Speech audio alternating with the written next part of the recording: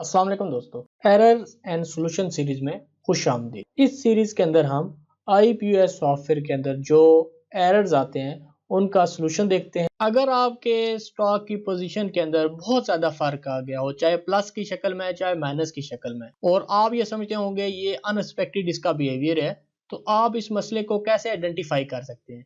फिर जब ये मसला आपको आइडेंटिफाई हो गया तो इसको आपने सॉल्व कैसे करना है, तो आज की इस वीडियो के अंदर हम ये देखेंगे। बेसिकली होता ये है कि मैं आपको रीजन बता देता हूँ। ये होता ये है कि आपने किसी आइटम की क्वांटिटी बहुत ज्यादा डाल दी है, यानी अक्सर लोग क्या करते हैं, सेल के दरमियान क्वांटिटी के अंदर बार कोड स्कैन कर दिया, या परचेज के अंदर कोई क्वांटिटी स्कैन कर दी, या कास्ट प्राइस उसकी बहुत ज्यादा रख दी, जिसकी वजह से सारा स्टॉक आपका या ग्रास मार्जिन आपका डिस्टर्ब हो गया। ये जो मसला होता है ये दो जगहों पे आ सकता है आपको। एक तो आपकी स्टॉक पोजीशन खराब हो सकती है, और दूसरा आपका जो ग्रॉस मार्जिन है वो माइनस के अंदर या प्लस के अंदर बहुत ज्यादा उसमें फर्क आ सकता है। इन दोनों मसलों को आप इस वीडियो की मदद से हल कर सकते हैं। सबसे पहले तो मैं आपको दिखाता हूँ स्टॉक की पोजीशन।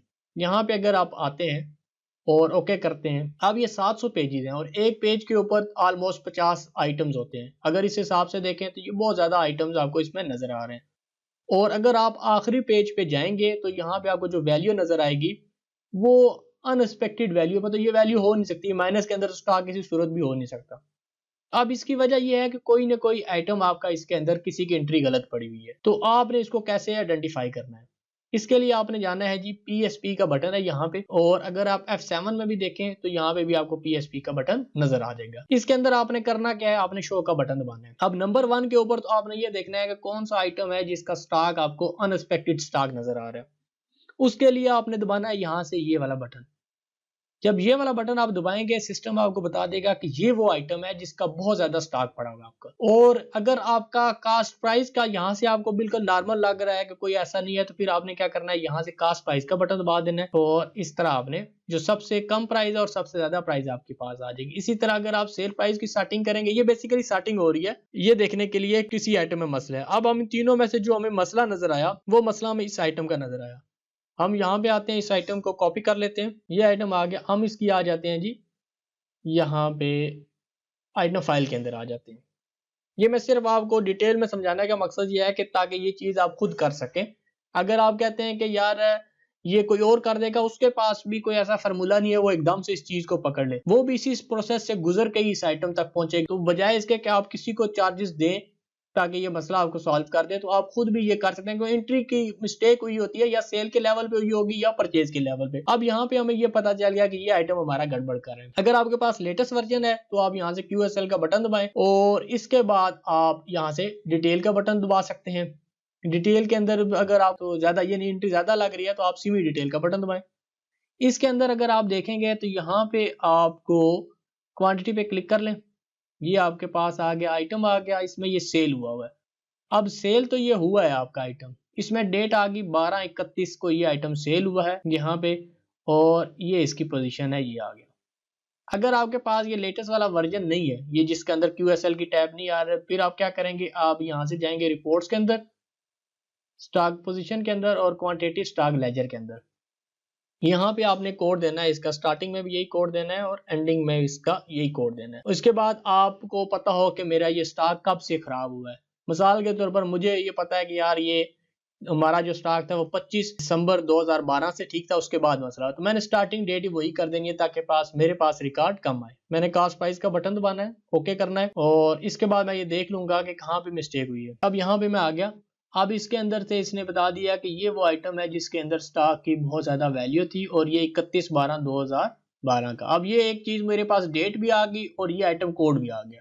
अब इससे नेक्स्ट स्टेप क्या करूंगा मैं, अब इसके बाद मैं आ जाऊंगा रिपोर्ट्स के अंदर, क्योंकि अब मुझे ये पता चल गया कि ये मेरा मसला सेल के अंदर है, तो मैं बिल की डुप्लीकेट बिल में आऊंगा। लेकिन अगर मुझे पता चलता है कि ये परचेज या परचेज रिटर्न है, तो फिर यहाँ पे मैं परचेज और परचेज रिटर्न में आता। क्योंकि अब मुझे सेल का है तो इसलिए मैंने डुप्लीकेट में आना है और डुप्लीकेट बिल में आना है। डुप्लीकेट बिल में जब आऊंगा तो मैं यहाँ से सेट करूंगा जी 31, या बल्कि यहाँ पे कर दूंगा क्योंकि मेरे पास आइटम भी है, इसलिए 31/12, और आगे जो डेट है वो 2022 है, ये 2022 आ गया। स्पेसिफिक हम रहेंगे एक ही डेट के अंदर, क्योंकि हमें डेट पता चल गई है तो हमें जरूरत नहीं है ज्यादा डेट करने की।